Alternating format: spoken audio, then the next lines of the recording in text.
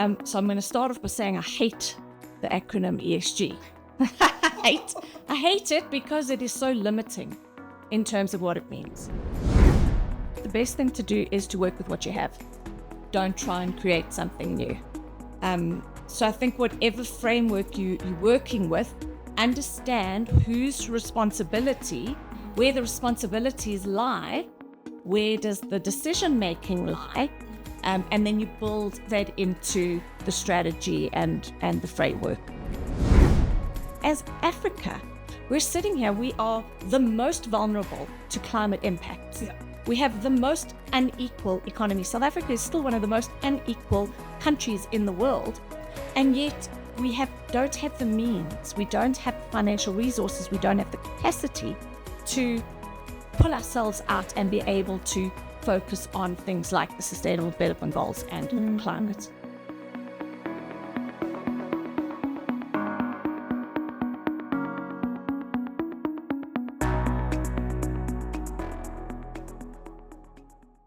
Good morning, our viewers. My name is Anastacia Mabula from the Institute of Internal Auditors South Africa, your host for today. Welcome to our INbrief, the podcast house hosted by the Institute of Internal Auditors South Africa. Firstly, this is where we unpack issues that are affecting the internal auditors out there, everyone that is serving in the profession of governance, risk, and internal audits. So basically today, we are going to focus on a special theme, which is called ESG and sustainability. But for us to be able to unpack that, we've got a fantastic guest in our room. We all have heard about ESG, which is used to be a buzzword, but it's no longer a buzzword anymore. It is a real thing that does need our urgent attention, especially us as internal auditors out there, the governance providers. But first, today, for us to unpack it, we have got our fantastic guest, Tanya Dos Santos-Ford, in our midst today. So, but before we dive into it, we just want to understand from yourself, Tanya, please tell us a little bit about yourself, your hobbies, what do you love, what do you do besides doing the sustainability and ESG? Just tell us more about yourself. Maybe you can actually give us a fun fact about yourself. Morning, Anastacia, and thank you for that very generous welcome. I am just Tanya. That's my intro to my class almost every single day, because my students want to call me prof or doctor or some fancy title, and I'm just Tanya. So I am a mom of 3. I have a son who's on overseas working at the moment, going to be studying later in the year. I've got a stepson who's at varsity, and I've got a daughter in matric. So of course, a lot of my time is taken up with that. Some of my hobbies, I am very passionate about the bush and love going to the Kruger Park, going to almost any bush experience. I love being in nature, and hence my green stripes. That came naturally to me. Fun facts about me. Gosh, can't think of anything off the top of my head. I am terrible at cooking. First, I'm sure if I have to think of something. I'm actually very bad in cooking. Oh, there you go. It makes it so easy. But thank you so much for a very good introduction. You know what I love is people who are actually specialists in something, they always want to be so humble and modest about it. So yeah, she says she's just Tanya, she's nothing. But for me, she is a sustainability person that we're going to be learning from. But I think also what I wanted to get from you, what inspired your career in sustainability and ESG? What has been the most defining moment of your career? So I think the reason I landed up in sustainability, Anastacia, is I studied economics at varsity. There was no such thing as sustainability back then. And I studied economics, which is has a partial light on where sustainability has come from. Mm-hmm. I mean, it is largely around this model of capitalism and this constant search of growth, and that growth will solve for all our problems, be they environmental, be they social. So I had that as a grounding. but I was not an economist, and I was never going to be an economist. I found myself in financial services, the financial services sector, which I thoroughly enjoyed. It was back in the 90s, a long time ago. You probably don't remember that far. And it was the heyday of investment banking. It was very exciting. And I worked for UBS Investment Bank, and I was living overseas and missing my family and decided to come back to South Africa. And my best friend actually brought me into Investec. And she was working for the CEO at the time, Stephen Kossif, and they needed someone to come in and do more around strategy. So I started off at Investec in strategy in 2001. And within a few months, the chairman of Investec at the time, Hugh Herman, he came to me and he said, Tanya, please will you write a sustainability report for us? I was part of the team doing the full suite of year-end reporting. And he said, please will you come and write a sustainability report for us? And I had absolutely no idea what he was talking about. He used the word sustainability. And thank goodness we did have Google back then, so I could quickly go online and have a check and see what this was. And, Michael Porter had started coming out then with thinking of this concept of broader than just, what is a company's role in society, etc. And so we wrote our first report, and it was called Our Journey to Sustainability, recognizing that this was going to be a journey over time, that we wouldn't get it right overnight, and that it encompassed a lot more than what we'd traditionally included in that type of report. So we had lots to say around our people, our staff, what we were doing for them in terms of learning and development. We had lots to say about transformation, because that was a big focus area at the time, but we had very, very little to say about environment. Very little, to the extent that I think it was a 25, 26-page report, and we had a paragraph, this long, literally a paragraph. And that was when I realized that there's so much more to sustainability than what I understood. And it was from that day that I started to try and explore and understand, what does sustainability mean. So it was only almost 10 years later that I actually took on the role of sustainability at Investec. But my passion had already been, evoked right from the early days. Wow, that is so beautiful. That is so very beautiful and profound. For me, I think what I pick up from what pushed you to go into it as well, I would say that they always say that everybody has got a destiny. I'm glad that you came back to South Africa, because we need you as well here in South Africa. And also, again, you mentioned earlier in your introduction that you love nature. I mean, environment. ESG has got to do with nature. For me, I think it was actually melding together with your aspiration, with who you are actually as a person. I think you would enjoy even more. It's actually quite exciting when somebody's doing something that they enjoy the most. They really put more value, and there's also more exciting and you produce more results. Absolutely. So that's quite interesting. So diving into it, I've got a game that we want us to play here, and so maybe our viewers will love the game. I wish you had a chance to say to click something to give us answers, but these questions are related to Tanya. So I've got 3 statements that I'm going to give to you. And on these statements, there's one that is actually not true, and the 2 of them, they are true. So I want you to tell us which one is the false one. So I'm going to read out the statements. The first statement reads, ESG factors can impact companies' credit rating and investment appeal. And number 2, it says, ESG only applies to large corporations and not small businesses. And number 3, it says, the United Nations introduced the Sustainability Development Goals in 2015. So which one out of the 3 it's false? Well, so 1 is definitely true. Okay. And 3 is definitely true.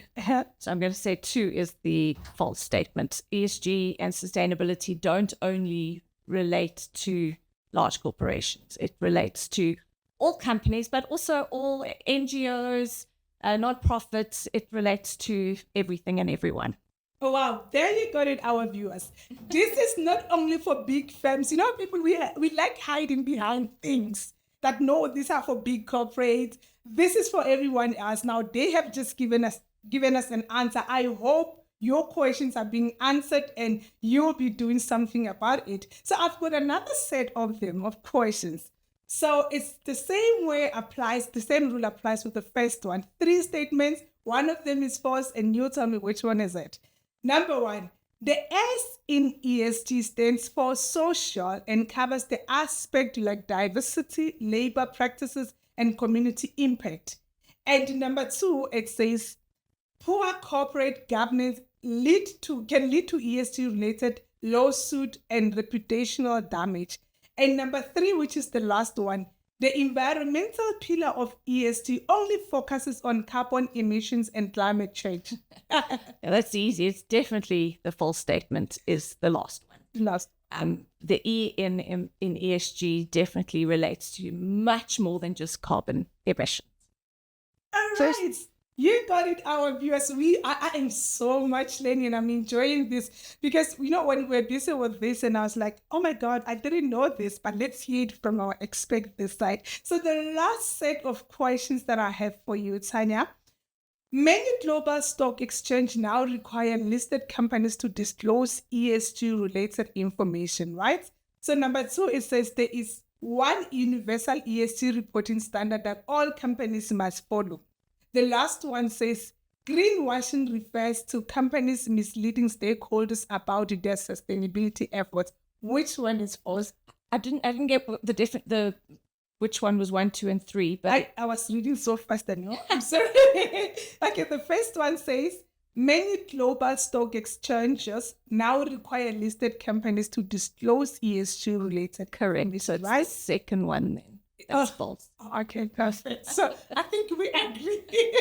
It's definitely the second one because, there is no universal ESG reporting standard that all companies must follow. No. So, we all have to go through deep and dive into it. And every organization have got their own policies and procedures and that they have to follow as well. Correct. So thank you so much. Those were the icebreaker questions. Now we're going to dive deep into our deeper conversation of today. Like I mentioned in the morning when we started, or earlier when we started, that we are focusing on ESG and sustainability. So now we want to dive deep into it, understanding what it is ESG and sustainability. So now the first question that we're going to ask Tanya is that ESG and sustainability have become like a major topics in corporate governance.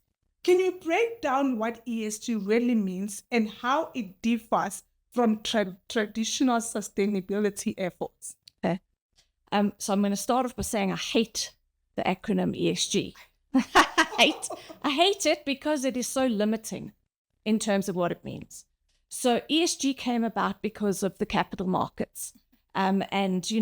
Investors were trying to understand what the non-financial aspect and performance of a company is, and how do they compare that, across sectors and between companies.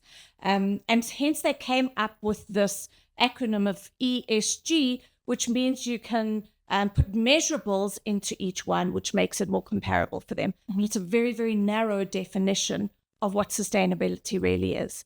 I think what the viewers will probably be more familiar with in terms of our history, specifically as South Africa, would be corporate responsibility, mm-hmm. or corporate social investment. Yeah. So we've been, it's been entrenched in South African corporates for a long time, to invest in our people, invest in our communities.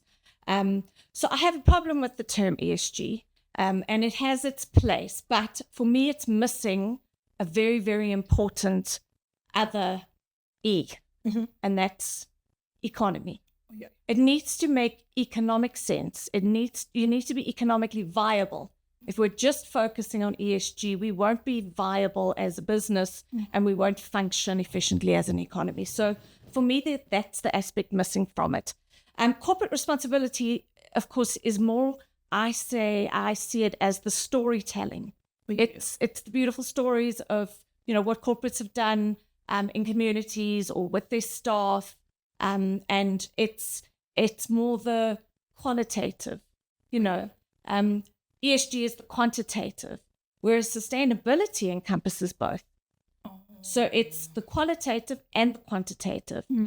And it's understanding what does this mean in the broader environment. It's very much of a long-term perspective. long-term perspective, economic viability, and how are we measuring and managing both the social, environmental, and economic aspects of sustainability. Wow. I think my eyes just got opened. My fellow viewers, I really got my eyes opened, and I hope that you'll be taking notes to get it right, which brings me to the second question. Why should internal auditors and risk professionals care about this ESG? What does it matter to us? We are internal auditors, but I guess there is something that we need to do. Okay. So I didn't in my opening talk about having been at Investec for 22 years. So in about 2011, I took over the responsibility for sustainability for the Investec group. And at that time, it was largely a limited reporting role. It was, putting together some info and some stats around, those three areas. We called it people, planet, and profit. And at the same time, the Bankers Association of South Africa had come together, and they were starting to look at what are the risks associated with sustainability, and what training are we giving our staff in order to prepare them? What policies are we putting in place, and what training are we doing to get our, the financial sector ready for sustainability? And this is where internal audit came in. And in fact, I became very, very close to our internal auditor at Investec over many, many years. I miss her dearly, Lindy, because we learned from each other in this process. So I had no clue what I was doing. I was figuring it out day by day, month by month, year to year. And the space was changing very quickly, but we were literally starting from scratch. We had nothing. So we had to develop policies. We had to develop processes. We had to develop different frameworks, reporting frameworks, and policy frameworks. And Lindy and the internal audit team were critical in helping us evolve from something that was so simple in 2011 to when I left in 2022. It was quite an in-depth, comprehensive, cohesive framework. And that's because we worked closely with the sustainability team and the internal auditors, plus compliance and risk and finance, but particularly internal audit, because they would pick up the gaps where we were missing things. I wasn't an expert in ensuring I was doing things, in a certain way. And they certainly helped pick up the gaps and help make recommendations of how we could improve, what we could do better. And was really important because they also had the ear of executive. Well, yeah. So, I could go and ask for things, but, it was like, oh, that's just sustainability. We don't really need it. Yeah. But when the internal auditor came along and said, actually, we need this. We need to be more robust. We need this to be a solid process. And we recommend X, Y, Z. It was extremely helpful in building sustainability from the beginning. Wow, I am just blown away. I think this is actually bring me back to where some internal auditors out there, they're very confused on where to start. But I think you need to realize, my fellow viewers, you are really adding value to the organization. And the most important thing is that you are having an ear from executives. And most internal auditors, if I can tell you, Tanya, we are placed at the level of executive when we report directly to the CEO, the highest level authority within the organization, which please give us an opportunity for us to really state our issues. Like, we need to address these issues, but sometimes we lack knowledge. And I realize that now, if ESG is part of the controls of the policies within the organization, we have got an opportunity to really add value to such. Absolutely. And I'm blown away. I'm so glad that this is now really coming out from somebody who has an experience, who knows what the internal audit has done, that I pray that our viewers, they will take notes for that, and we can make change. We can do a difference. We can contribute to our economy by just being a very good internal auditor, focusing in the overall controls of the organization. Wow, this is really very interesting. I'm loving this so much. So our next question is, many organizations, of course, we understand it is in your talk and there are policies and all of it, but many organizations are still struggling, like in balancing profitability and sustainability. How can businesses align ESG goals with financial success? So I think the first step is to acknowledge that sustainability is not something that you do off the side of a desk. Yeah. Sustainability needs to be aligned with a company's core purpose. So if you don't have a core purpose in the first place, that's going to make this quite difficult for you. So aligning to core purpose, the business, understanding the business model. And the reason I say the business model, the core purpose, because that talks to why you exist. Yeah. Why does this entity exist? What are they contributing to in the world? What are they providing? What are they solving for? Or what bad, negative impacts are they reducing? There's so many different ways you can look at it. But your purpose is really about why you exist. And that can link so closely to your sustainability ambition as well. Secondly, your business model, because really when you understand your business model, you can start aligning that and understanding your impacts in terms of you mentioned them earlier, the UN Sustainable Development Goals, the SDGs. So your business model actually needs to be aligned to the SDGs, where through your everyday business activities and operations are you positively and negatively, but you want to understand your greatest positive impact on the Sustainable Development Goals. And then lastly, embedding it in your business strategy. Yeah. So you need to, once you have a clearer understanding of what your ambitions are, what your impacts are, how do you then embed that into business strategy? And it's very much that long-term focus. So it's no longer something that a department is doing on the side.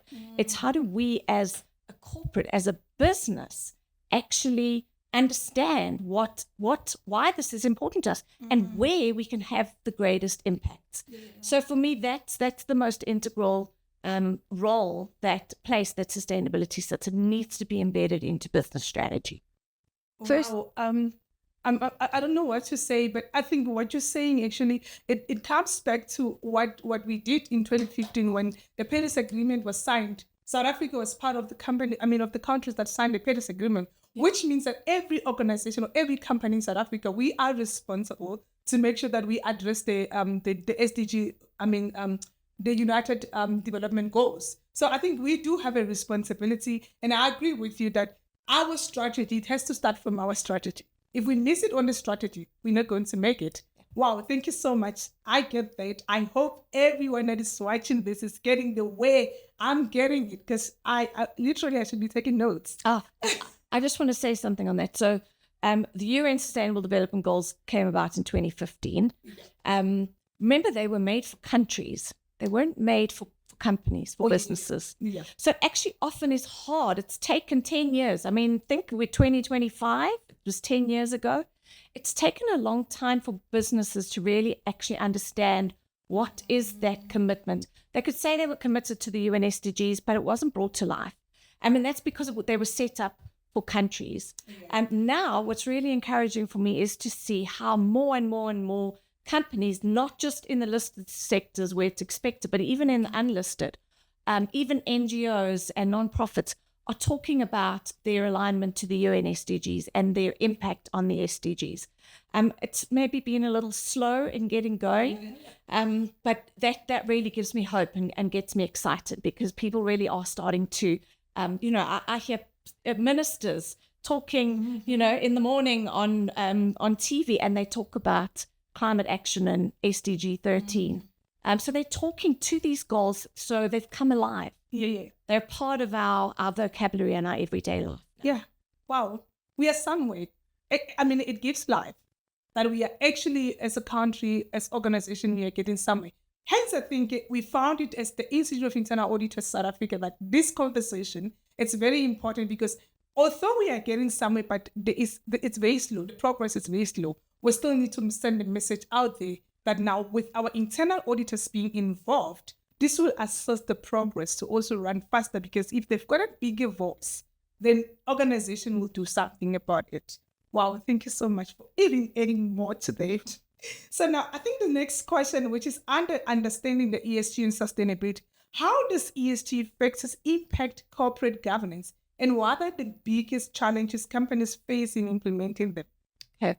I think that one of the biggest factors is around reporting, and what do we actually report on? because there isn't one framework as you mentioned earlier. In South Africa, we have the Companies Act and we have King 4, which outline to a certain degree that companies need to focus on, some of these things. What are you doing around human rights and people, etc. But it's quite vague. It's not specific in terms of what those KPIs would be or what those measurables would be. And so I think it's quite hard for companies to actually really, it's not, the map's not perfectly drawn out and you go from step 1 to step 2 to step 3. So I think a lot of it is around your ethical guidelines, your code of conduct, your, doing things for the right reasons, not because you're being told to do them. And I think that's kind of where it started. But the world's changing very quickly, and we know we've already got the JSE guidelines, which around sustainability in South Africa, and we know that worldwide there's a lot more coming at us. So we're going to have to get our ducks in a row, and quickly. First, from what you're saying, there's a lot of work to be done. There's still a lot to be done. It might be a knowledge out there, but we still have a lot of implementation to be done. So I think we're going to dive into the next question. So this is a second group of questions, breaking down the ESG pillars. We want to understand these pillars. So number question that is coming out is ESG consists of 3 pillars: environmental, social, and governance. Can you give us a practical examples of how companies should address each pillar? I think this is actually adding to the previous question. Like, how are they going to do the implementation part of it in terms of addressing the pillars? Sure. So first, the E often gets put down to carbon emissions, which you also put in your questions at the beginning. And why? Because there is this focus, this laser focus on the Paris Agreement and the Paris goals of, limiting warming to 1.5 degrees by 2050. And that people often misunderstand as being just about carbon emissions. Yeah. So carbon emissions are only one aspect of everything else. We focus on carbon emissions because right now they're the biggest greenhouse gas that we're facing. And it's the one that we can do something about, that we can do a lot about. Mm-hmm. And so the E often gets put down to just, your company's carbon footprint, what impact you're having. But it's so much more than that. And I think this is where things like the Sustainable Development Goals need to be brought back in, because if you think of the E in the Sustainable Development Goals, it's not just carbon footprint. Yeah. It's things like water. Very critical place we're at in our country today. We don't have limited water supply, but we have limited access to water. And that's what that Sustainable Development SDG 6 says. It says access to clean water and sanitation. Yeah. And if we were focusing properly on that SDG, we would have been working on our water infrastructure and our access to water, for many, many years. So the E and ESG relates to things like water. It'll relate to waste disposal. It'll relate to your carbon emissions, but other emissions as well. It's not just carbon emissions. And depending on what business you're in or what industry you're in, you need to understand that full ambit of the E. And the biggest element at the moment is around climate change. Yeah. And climate change is all about reducing our carbon emissions and reducing fossil fuels. Let me move on to S. S, I think South Africans have known for a long time, as I mentioned earlier. I mean, we've been reporting on, diversity stats to a degree, transformation, BEE, for many, many years. So it's that element. But then it's also a deeper element of what are you doing for your staff, for your people? Are you creating a healthy work environment for them? Are you ensuring that they have learning and development opportunities to empower themselves? Go even deeper. Big issue at the moment is around human rights. Yeah. Human rights is something that's always been there, but for some reason it's almost like a tagline. Human rights. When you start digging deeper into companies' human rights policies, you start to get a better appreciation of why that's actually a core focus. And human rights issues in not only the company, but in your supply chain. So that S can start off being quite simple. You're reporting on your diversity stats within the company. Maybe it's your gender stats. We've extended even to things like disability stats. But when you have to start looking at things like human rights and how are you actually measuring that and monitoring that, deeper into your supply chain, that's where the S can start to get tricky, as well as how do you measure social impacts? So that S being the community, yes, we do lots of things for our community. We'll generally report how much money we've spent. And we don't necessarily report what change has that brought about. And that's something you're seeing now where we're actually going, well, how do we quantify what those impacts are? First, I think when you're talking, you're touching on something that you touched earlier, the reporting. The reporting part of it is still struggling. It keeps coming more often, which tells me that we still have a lot of work to do. And I also like the way you unpacked the ESG. It gives... Wait, I haven't finished. Oh, you know? No, I haven't done the G. I haven't done the G. ESG. So the G as well is also sometimes misunderstood. Yes, it's the traditional things that you would think of in corporate governance, corruption, anti-bribery, etc. It also entails your E and S specifically with regards to the company. So your environmental and social policies and frameworks that you have in place. It would refer to your board statistics. How diverse is your board? What skills and capabilities do they bring to the table? Are there the appropriate skills around climate change to be able to ask the challenging questions of the company? So there's a whole element under the G that relates specifically to board governance and the governance structures of the company, specifically relating to environmental and social factors. Wow. Yeah, no, I think it was just too fast and you actually covered it up.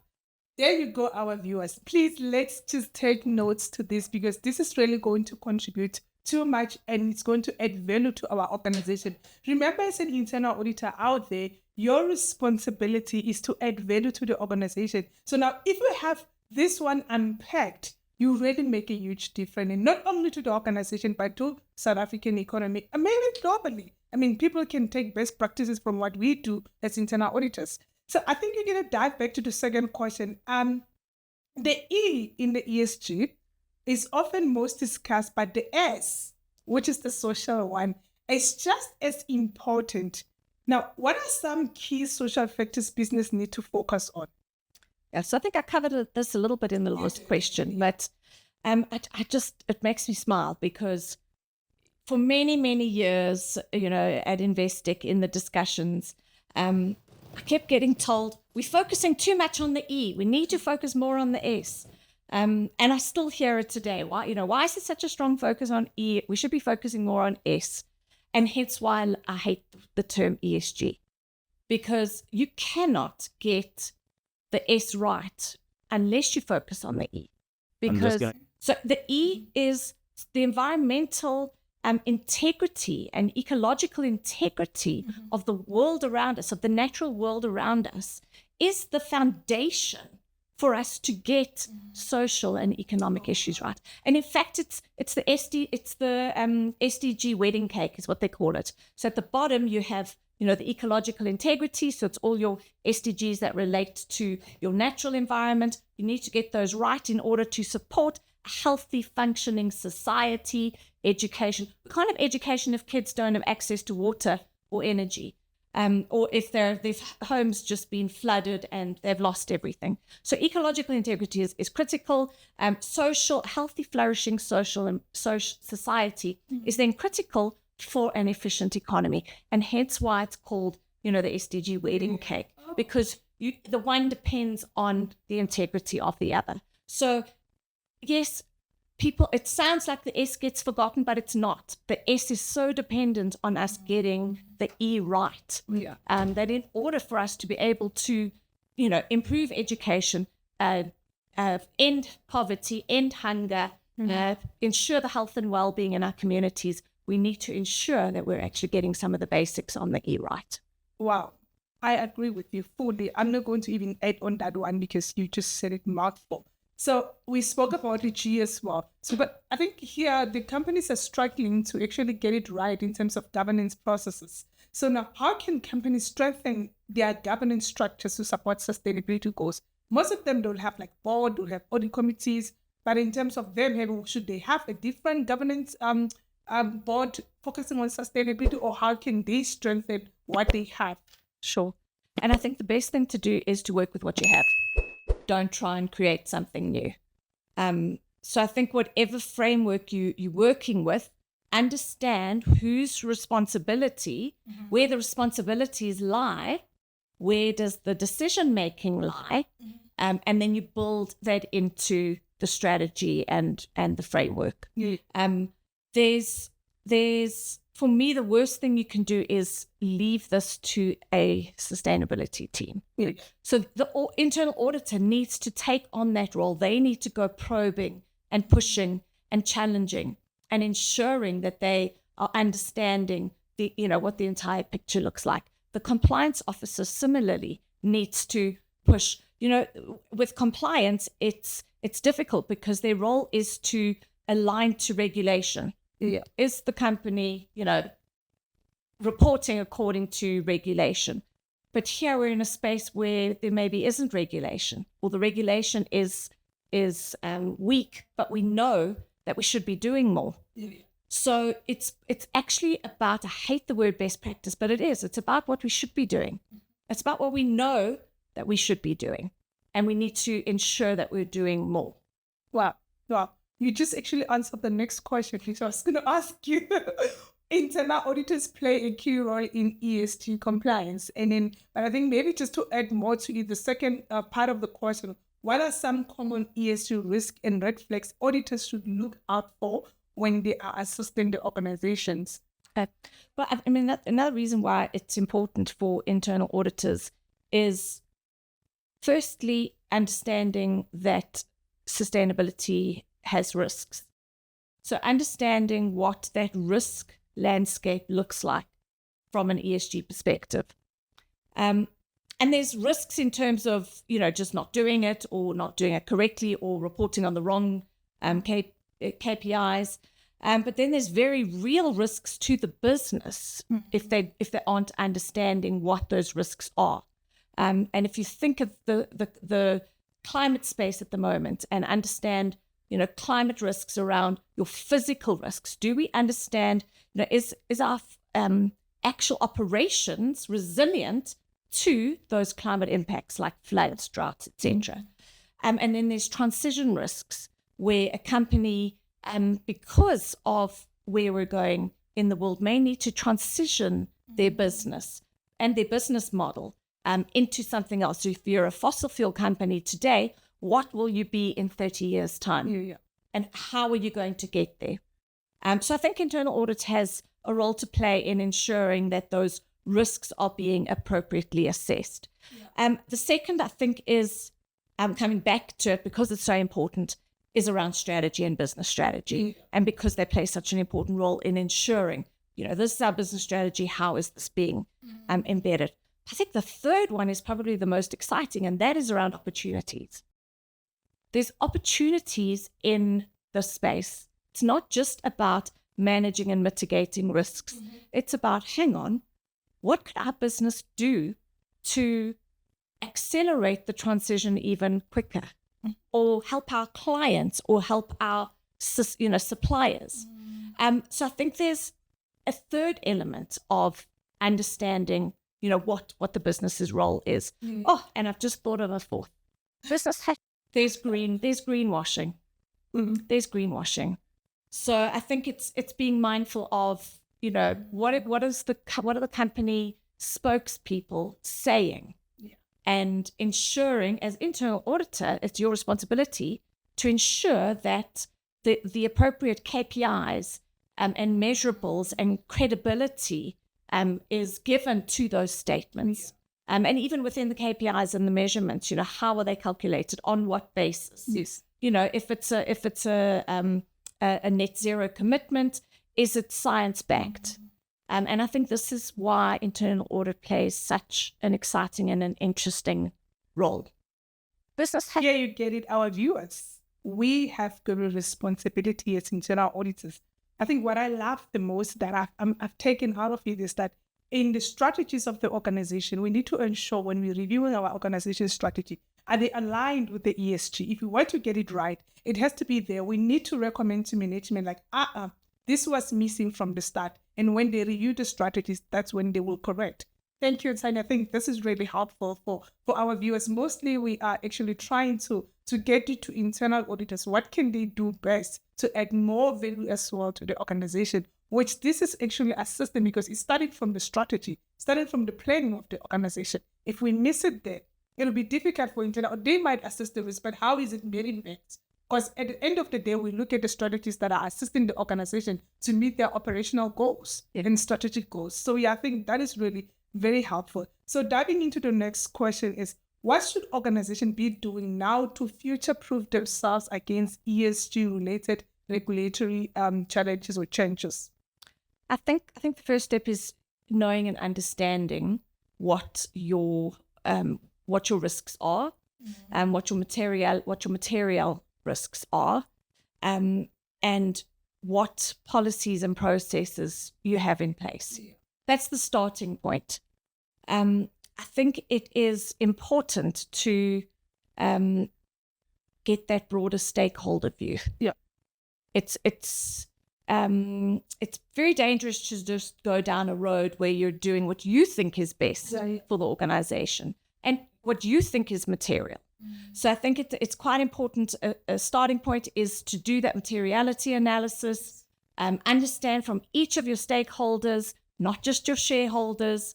I mean, we say this, but I've seen it time and time again. Shareholders still trump all other stakeholders, unfortunately.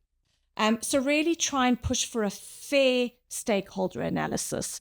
And then it's understanding that materiality. And these days we now talk about double materiality. It's the impact of the outside world on the organization. Yes.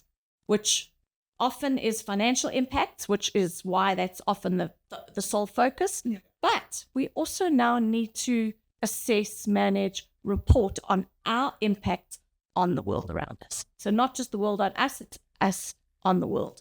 From a financial perspective and a non-financial perspective. Yes. That's beautiful. It's so difficult to actually have a student who is a master in the subject matter, because now you answered the second question that is going to come in, and I'm asking myself, how am I going to ask this one? The question that I was supposed to ask you was, how can internal auditors help organizations combat the greenwashing, like misleading the ESG? But you have mentioned... No, there's more. But you can actually add, you love this subject. You can actually add to what you have just said earlier. There's always more, because greenwashing is increasingly becoming one of the biggest or the most challenging aspects for companies. Internal audit, compliance, sustainability officers, the company as a whole should be very concerned around greenwashing. Yeah. And this has moved into a space where we've spent many years writing these beautiful flowery reports about all the amazing things we're doing as corporates and how we aspire to do this and we endeavor to do that. A lot of broad statements around commitments, and we will do our best to. Now we're in a space where actually, what are you doing? You need to back up those broad statements with credible data, credible KPIs. Now, what does credible mean? What is the perfect set of KPIs that supports that statement? That book has not been written. It has in several formats, but each company has to sit down and really understand, if we say that we're committed to the Paris Agreement and to net zero by 2050, do we have that roadmap from today to 2050 with concrete steps along the way of how we're going to get there? And it's the same with diversity.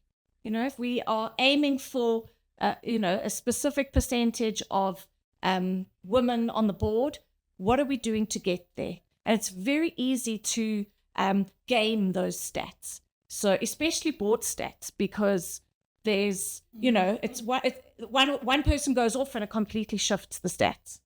So it's very difficult to always keep them, at a specific percentage. And so for me, the role really around greenwashing is to ensure that you are constantly analyzing and questioning and challenging the data and the impacts behind the broad statements to avoid greenwashing accusations. And less is more. Yeah, I agree. Less is more. Because I think internal auditors have got a role to play in a way that they need to assess the stats as well. Because sometimes we've got that thing we used to call it PR. For PR, people are just doing it for PR. Yes. But we've got a responsibility to, to substantiate what has been reported within our organization. And a simple thing like, why have you included this stat? Why? Yeah. What's the relevance? We love to throw in numbers, but what's the relevance? And if there isn't a comparative, what was it last year? What was it the year before? Is there a trend? The why of the stat is very important from an internal audit perspective. Yeah. The number looks great. Why are you telling me this? Interrogate the numbers. Auditors, let's interrogate the numbers and assist our organizations. Thank you so much. I think we're going next to the next line where now we were looking into the role of internal auditors with ESG, right? So now we want to go to the reporting part of ESG and compliance. So the question that we have is that ESG reporting requirements, they're actually really evolving like the time rapidly so. And what are some best practices for companies looking to improve their ESG disclosures? And this is such a tricky space. And I feel so sorry for sustainability officers in particular, because they're not necessarily reporting experts. They had to become reporting experts very quickly because they had the passion and the knowledge around sustainability. And sometimes the other way around. Sometimes it's the reporting experts who've suddenly had to get up to speed on sustainability. I mentioned earlier about the companies acting King for. So there is already some basic guideline around what we should be reporting in this space. I think over and above that, we are seeing regulation in the UK, in Europe. Sure, I'm not going to go into all the politics behind the regulations at the moment. So those regulations seem to be diluted somewhat, but still, the European market has been the most proactive in terms of regulations and reporting guidelines.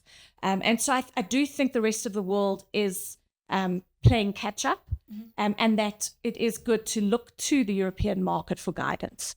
And so a lot of South African companies may even be operating in Europe and may have to already start looking at that reporting. You then have in the US, you have SASB, the the Sustainability Accounting Standards Board. Okay. And that was another framework developed specifically focusing on financial aspects. And then you have the non-financial aspects like GRI, the Global Reporting Initiative. Mm-hmm. Now, most South African corporates in particular have been reporting according to GRI for many years.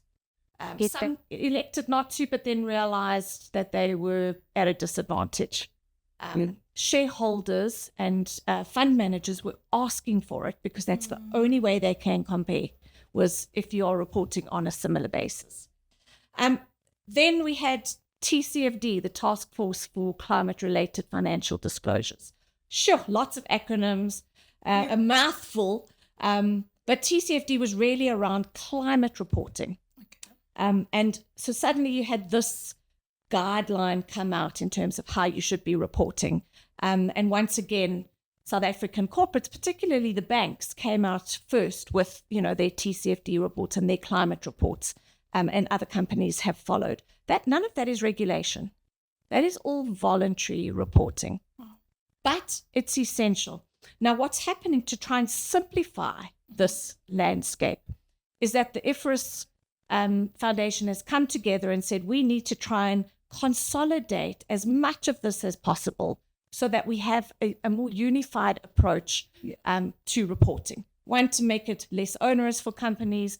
Two, for the users of that information to be able to use it more effectively and efficiently. And they're still in the process of doing that. We have IFRS S1 and IFRS S2, which is the beginning of those guidelines, specifically around broader sustainability reporting, things that you need to start reporting on, and then secondly around the climate disclosures. And most of those climate disclosures at this point are around the simple things that you can disclose. Don't want to go into too much lingo. It's your scope 1 and 2, but not necessarily going deeper into supply chain where it's a lot more difficult to get the data. So I understand why we are where we are, where there's a lot of people putting the brakes on when it comes to regulations, because it's confusing, it's murky, it's coming from so many different places. But at the same time, we need this. We are behind on the Sustainable Development Goals, but we're even more behind on our climate goals. Yeah. And for me, that is a material impact on the economy and on everyone. That will impact everyone. And hence why I am pro reporting and being proactive and not waiting to be told what to do, not waiting for the regulator to do. We have the JSE Sustainability Guidelines in South Africa. That's a really great start for companies that, aren't doing anything at the moment. It's easy to pull off. There's a list. You start going through and building your gap analysis of what do we have, what do we need to still do? And that's a good starting point for companies in South Africa. But hopefully this space will clear and we'll get a better picture of what reporting will look like in this space going forward. Look, we get it somewhere. By having you here as well, it's part of the solution for me. More importantly, the fact that the Audit Institute is looking at this is a good start. It's a great start. Thank you. Thank you for realizing that, because our aim is to not let our internal auditors out there to be in the dark. Because some organizations obviously have got CEOs who are really looking into it, and they will expect internal auditors to do something. Now, when they want to start, they know what to look at. Yes. So I think I'll ask you the second question, but you actually answered it with regard to the framework that they could be looking into. But I'll move to the next one. Many companies still see ESG as a tick box, and they just think as an exercise to tick boxes. But how can they shift from compliance-driven ESG and a value creation approach? That's a really good question.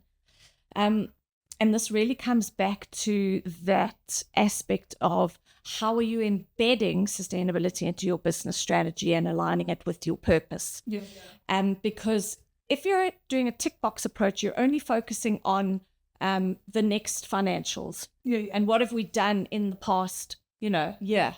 Yeah. Or sometimes it's even the past 3 months or 6 months, because it's our interim results or quarterly results. Mm-hmm. So that's a tick box approach. Long term is when you're taking a very strategic business lens to sustainability. And what are your long-term KPIs to be able to meet those objectives? Yeah. And some things like executive compensation. How are you building into your long-term executive compensation models? How are you building ESG metrics into that? Are we only incentivizing executive on a short-term basis? And when I say short-term, 3 years is short for sustainability. What is the long-term incentive for managers and for executives to be focusing on sustainability, in terms of value creation? Yeah, I think that's quite interesting. Actually, triggering something in my mind. Basically, sometimes we too rush to implement than planning. I think hence you always mention in the strategic planning. I think on the planning, on the strategies, we need to really dive deep and make sure that we cover everything before we rush into implementing, because if we implement something that is not really fully blended, it's not going to work. I mean, take it into our personal audit space. When we do internal audit, I didn't mention I was internal auditor for the past 17 years of my life. So I'm dealing with an expert as well. I expect that Mr. ESG part is one that is still learning today. So basically what I'm trying to say is when we do our audit, we take time into planning, because we make sure that we assess all the risk, we identify all the risk, everything is included. So when we do the execution, it becomes much easier. I think it goes back to when organizations, they're planning on their strategies, they need to ensure that everything is covered. Not because we hear about ESG now, we just want to draw something and do the tick box. I think you really triggered me into some other elements of how then can we really incorporate this from the start so that we can win at the end of the day. So I think there's this question that we wanted to ask you about the future ESG and sustainability.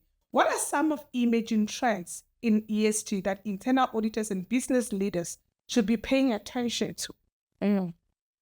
Emerging trends. So I have been working on a presentation for a client over the past couple of weeks around what does the macro landscape for sustainability look like. It is frightening. Oh, yeah. It is frightening. So everything that's happening in the US with Trump has a major impact. Sorry. I mean, you didn't think we could get through the whole session without talking about it. It's out there. Unfortunately, it does have implications. So if we are future-proofing, if we're thinking of future-proofing, we need to understand that space. So there's a number of things which he has done which sets us back. One is, his view and stance on withdrawing DEI, diversity, equity and inclusion. What's fascinating for me is seeing which companies have gone, okay, they've gone and, deleted their statements or withdrawn their commitments. Yeah. What's even more interesting is the companies who've gone, no, I will not.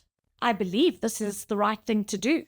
I believe that, this does add value. This is the right, this does add to the profitability and value creation of the business.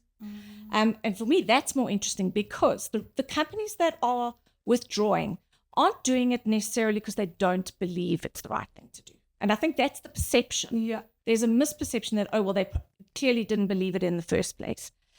That's not necessarily true. They are very concerned that it's companies that are really in the spotlight a lot, like a BlackRock. They're in the spotlight on this. And they are being cautious around potential legal suits.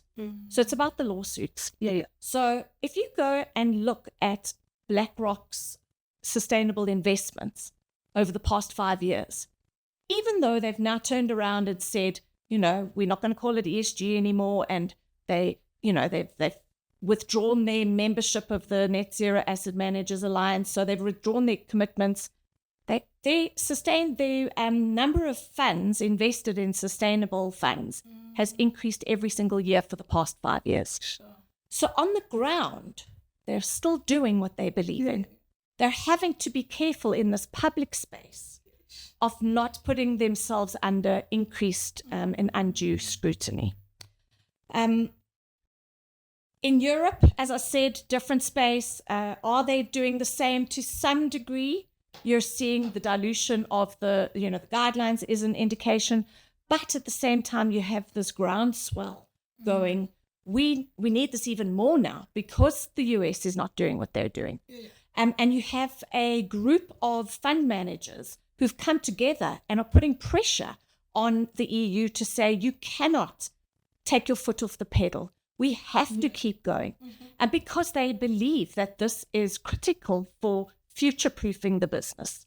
And so I think as South Africa, as a developing economy, we find ourselves in a very interesting position because this developed world, some are pulling back, some are caught between a rock and a hard place, trying to move forward, not sure if they can. Let's, think about China. And for me, China is even more exciting because China is, I think, going to step in and ramp up from a sustainability perspective because they can. They're going to become the leaders specifically in the green transition. And they're putting in those reporting guidelines at a rapid pace. So I think China for me is really exciting. But South Africa, we're sitting here, Africa, never mind South Africa, as Africa, we're sitting here, we are the most vulnerable to climate impacts. Yeah. We have the most unequal economy. South Africa is still one of the most unequal countries in the world. And yet we don't have the means, we don't have financial resources, we don't have the capacity to pull ourselves out and be able to focus on things like the Sustainable Development Goals and climate. And hence why I think when it comes to future-proofing, business has to step in. Business play such a critical role in everything else in South Africa. They play a critical role in this. Business has to step up and ensure that they are future-proofing their businesses, regardless of what is happening around the rest of the world. Sorry, I know that was a mouthful, but I feel quite passionately about it. No, it's actually quite interesting. And I wish that we can go on because this topic is more interesting for me as well. I think also for the viewers as well. It's a learning curve for many of us. And I think we needed to hear that as well. Some of us, like, we just see the news popping in. Sometimes we don't even have time to read it as well, which is wrong. As internal auditors, we need to understand what's happening around the world. So we have come almost to the end of our interview. But before we do that, we want to check from you. Do you have any final thoughts or words or encouragements for professionals trying to navigate the world of ESG and sustainability? Sure. I think I've said so much. Yeah. I think what gives me the greatest pleasure is seeing that penny drop in an individual when they connect with what this means. So when they connect with the depth of the problem that we're dealing with, and then instead of going, oh gosh, there's nothing I can do about this, the government has to fix it, or the board, the directors need to fix this, when they go, hang on, I have a role to play, no matter who you are.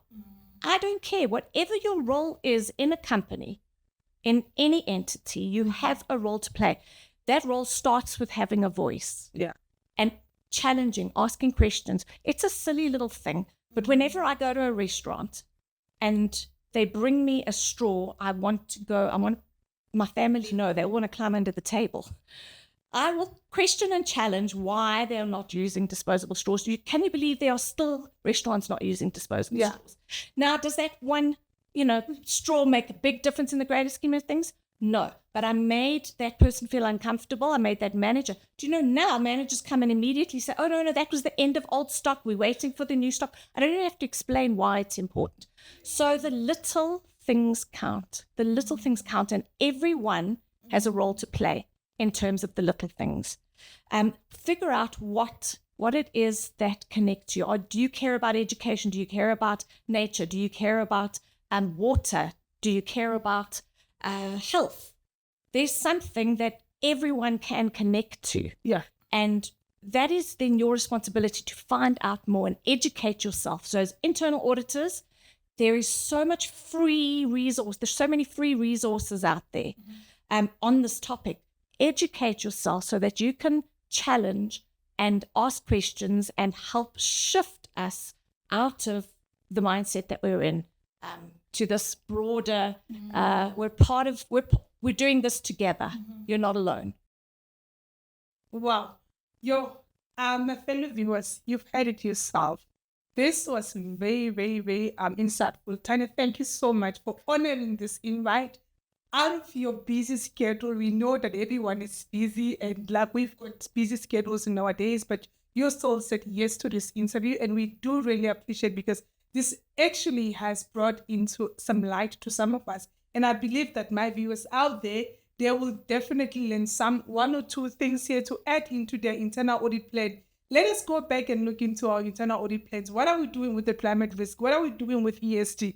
Myself, for some reason, I was also not really very educated about the subject matter until I decided to study on climate leadership. I think I've learned so much, whereby now I really respect the bees. I wanted to kill the bees when I see them, but I realized that the biodiversity issues now, that the bees, they are needed in the world for us to really have some some beautiful life. But thank you so much for sharing your knowledge and experience.